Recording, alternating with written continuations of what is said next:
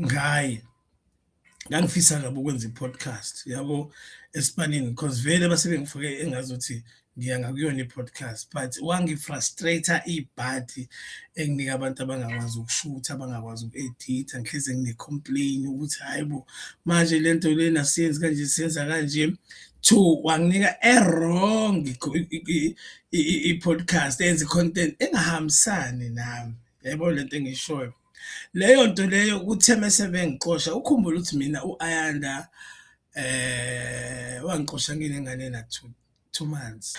What's up guys? Namhlanje it's a Monday, it's a beautiful day in Durban. The sun is out, yonke into sharp, but nje ivosi yami ngithanda ukungikhiphisa kancane. Today it's going to be a wonderful day because we're going to be talking about fraud. Sesibonile nje baningi abantu bebanjwa for fraud. The problem la ukuthi every time uye emsebenzini uhlangana neboss yakhe and you say, "Yaw, sabona boss, sabona mphathi," at the same time uyayincengela. Kanti uyincengela nje yisela lelo liyenza i-fraud mhlawumbe emsebenzini or liyenza i-fraud outside work. But today sizoke sikhulume nje kakhulukazi ngo-Ayanda Malansi. Ubekade esebenza esiteshini esaziwayo kakhulu lapha eThekwini, and khona bengishiya khona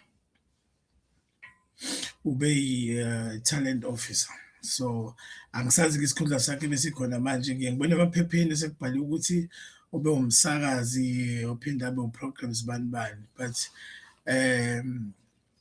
u-Ayanda mfethu ngimazi kakhulu, ngisebenzile naye. But i-problem manje esikhona ukuthi sibone emaphepheni ukuthi allegedly ubekade ethatha izimali zabantu laba abafuna ama-interview. You know, sometimes musebenza esipanini, musebenza emsakazweni, ziningi izinto ezenzakalayo behind the scenes abantu bayibona nje sebezwa i-voice, but there is it actually prepare umsebenzi, and then somebody would just sneak in and say, "Hey, namhlanje ningakhohlwa ukuthi in-interview bani yabo." Then loyo nto soyithatha as if i-content because kusho umuntu mhlawumbe uwu-producer or ophethe uproduce, so you never maybe question ukuthi mave indaba sikhulumela. But sometimes you can see khona umuntu lokho ebuya njalo ukuthi no, lo guy uyabuya njalo yabo. And kukhona abanye othola ukuthi i-feature khona bathola ama-features ukuthi bazohlezi bekhona every day because of i-feature leyo yabo. It's a different khona la uthothi it's just an interview nje yabo, bese kuba khona umuntu one-feature khona ekhuluma nga-something yabo. So namhlanje soke sibheke ukuthi u-social media uthini ngaye le ndaba kalo mama, ngoba phela indaba yakhe inkulu kakhulu. Each and every paper, artwork, angazi bani media, nanoma ubani, no Tom, Dick and Harry, ama-podcast amancane, ama-podcast amakhulu, ilama-Facebook pages la asefikini lawa akhuluma iy'ndaba zabantu. Kuyanzima. Anyway, before we start, uPenny Ntuli uthe ubonwa yini ezwa ukuthi umuntu owamqoshisa okwenje wazombizela ngisho ama-security. Naye ubanjwe kanjalo, wathi uyangena emsebenzini wakhishwa ama-security.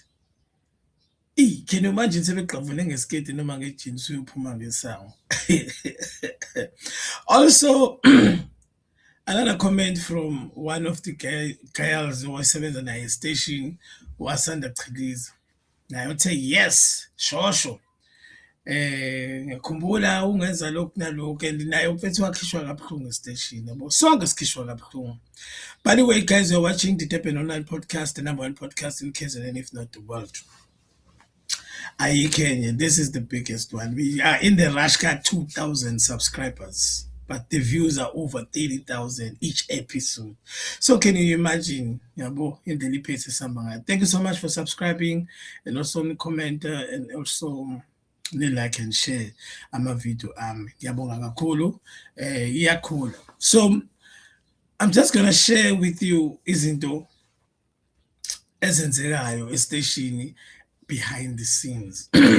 Yabo lento eniyibonayo nina nje manje njengoba nizolokhu ukhuluma ukuthi angazi ukukhokhisa abantu ukuthi bazokwenza it's the smallest thing. She's just a screw. Yabo, she's just it's not a screwdriver. She's just a small nyana screw or a baud. Yabo. There's a lot of things behind our stations that are doing. Yabo. Instead of maybe to survive or maybe anything. Fana nje nawo ama-fake features la uthola ukuthi kunabantu ekuthiwa anonymous labo abantu abakhandiwe vele siyakwazi lokho yabo there's nothing nje ekuthiwa anonymous bowazi ukuthi bekuthiwa anonymous into engekho but asikho lapho. I'll be sharing la escreenini izinto ekhulunywa uPenny because uPenny ifocus isikuyena kakhulu manje ukuthi uthini kanti ifocus supposed to be kuyena lo Ayanda osolwa ngendaba zokuthi udla imali yabo. Into ebuhlungu kuyo yonke lento esiyenzayo ukuthi umuntu naye uqosha kanti uyisigebengu. Akazi noma uyangizwa yini. It's just a Monday, guys. It's a casual Monday. I don't have to go deeper entweni ey'serious namhlanje. Every day mina ngidrop episode and uMonday wami ngiyangithanda ukuthi nje ube simple and straightforward, welcoming all my subscribers and my viewers ukuthi I know isuku seliqalile-ke manje. So today as we speak about Malone, ngangishare nani-comment section laphayana. Nichaze ukuthi mhlawumbe wakwasebenza eradiyweni, wakwasebenza emsakazweni, what was your experience? Ungakhohlwa futhi ukungitshela ukuthi njengoba uphawula nje wena uphawula nendawo.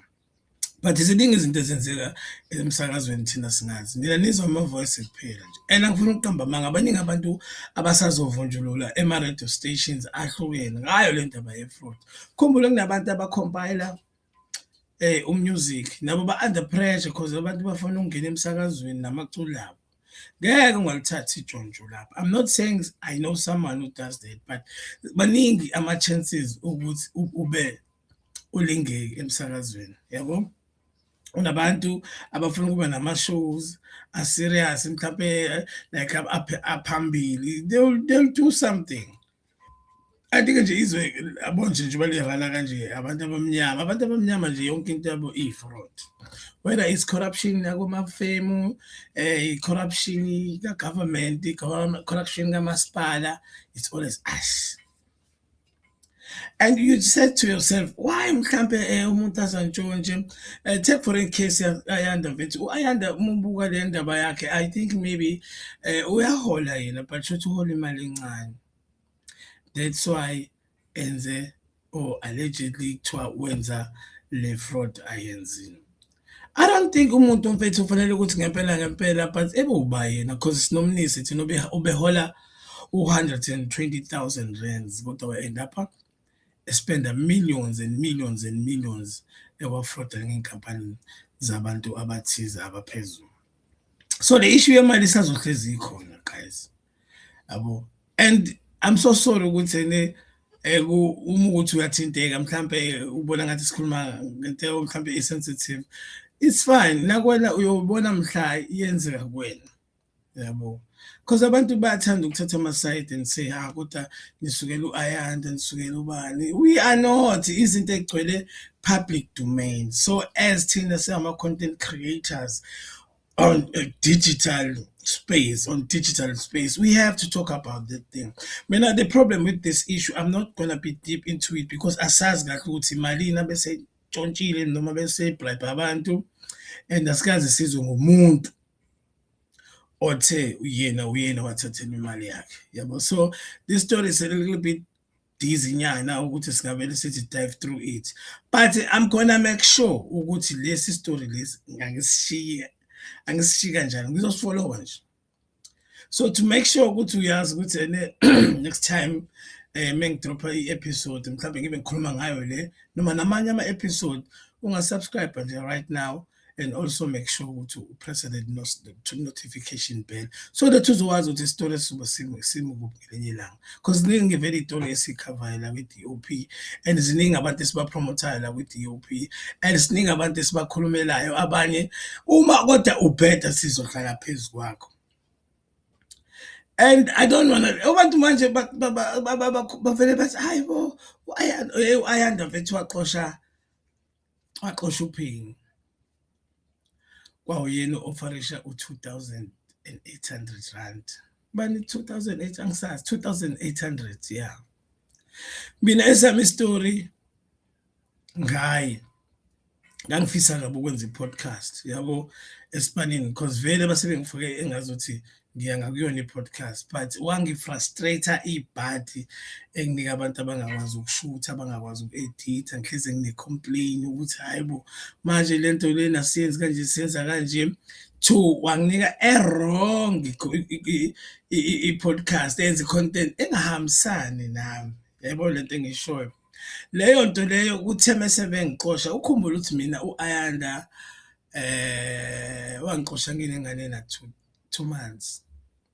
Kwakuthi angisangane-ke ngingazi ukuthi ngizoyithathaphi imali manje nathi ingane ena-2 months sengiyakhishwa. And u-Ayanda is always there to make sure ukuthi uya-understand ukuthi uqoshwelani.